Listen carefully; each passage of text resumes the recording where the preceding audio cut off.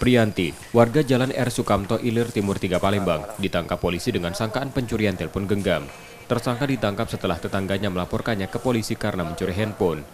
Di hadapan polisi, tersangka mengaku mencuri dengan cara berkunjung ke rumah korban. Tersangka melihat handphone korban tertinggal di dashboard motor lalu mengambilnya. Pencurian itu diketahui korban setelah tersangka mencoba menjual handphone tersebut di media sosial. Si korban pada saat dia menaruh HP korban ini di dalam box motor. Pada saat sampai rumah, dia langsung masuk korban ini ke rumah. Dia lupa ada HP-nya di box motor tersebut, sehingga dia ingat dia balik ke motor. Pas dia lihat, dicek sudah tidak ada lagi HP-nya. Hasil keterangan kita telusuri, kita cek apakah ada CCTV di sana.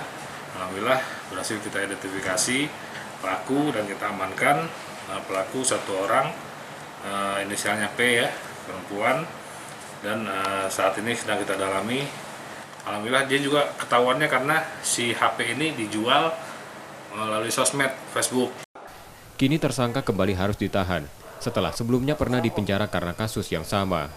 Yudi Kiswanto, Kompas TV, Palembang, Sumatera Selatan.